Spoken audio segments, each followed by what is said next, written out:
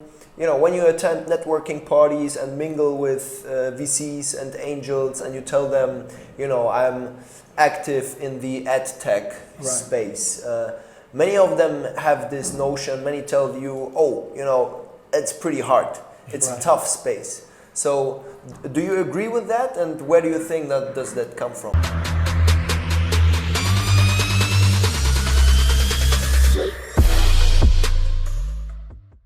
Yeah, I completely agree. I think one of the main challenges actually for a startup to do language learning in China is every time they say, oh, you're doing language learning, that's kind of like hyper competitive market. Mm-hmm. It seems like, I think like in the head of VCs or like investors, it seems like this market is already like built, right? So there are already like those huge companies that are already doing really well.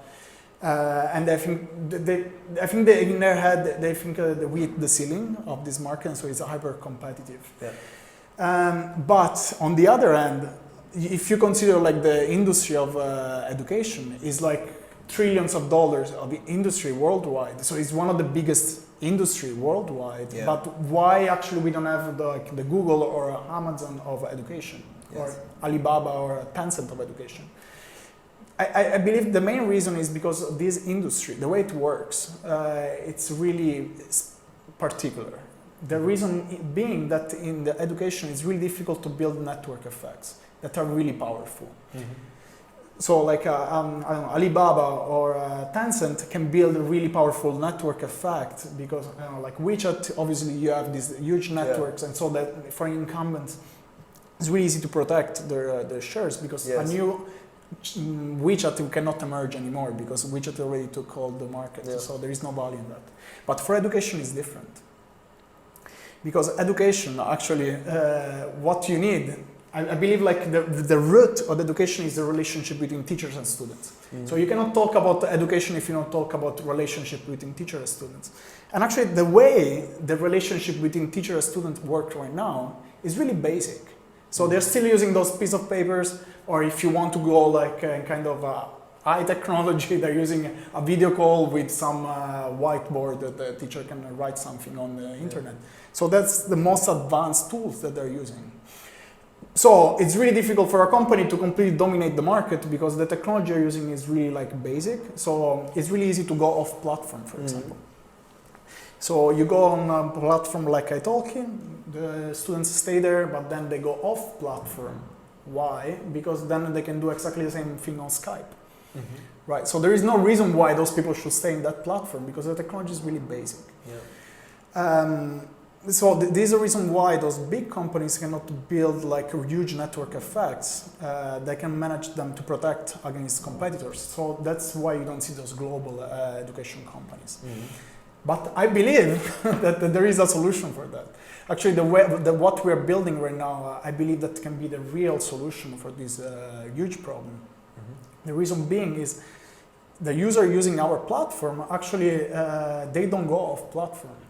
Mm-hmm. Why? Because the tools that we're using is really advanced. Yeah. So we're using artificial intelligence integrated. So if they decide to go off our platform, go on Skype, they don't get all the technology that actually we provide. Mm-hmm. So let me explain a little bit how our platform works because I would like to give a little context. Yeah.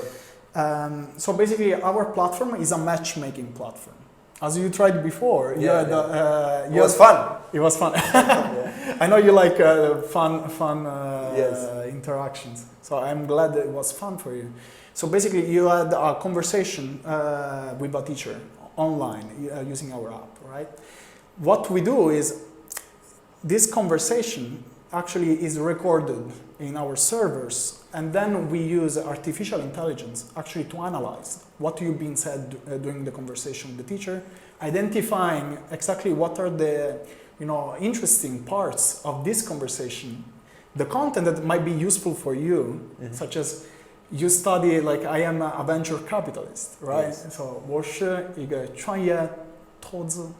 Yeah. So that word, it emerged during your conversation, yes, and that word is saved inside our app. Yeah. So if you go and do this conversation in Skype, the value that you get is so much lower because actually you lose track of all this knowledge that has been generated. Yeah. Now the knowledge is in the app. You can go back as many times as you want, and you have all these interactive exercises that you can go back. So we're actually solving the problem of retention. People don't go off our platform. People stick in our platform. And I think this can be the key to unlock this potential for education platforms. Yeah. I don't know. No, like very interesting, and you touched upon retention, and that is something that we'll definitely come back to because I think it's one of the huge problems that some of the EdTech companies are struggling with. Absolutely.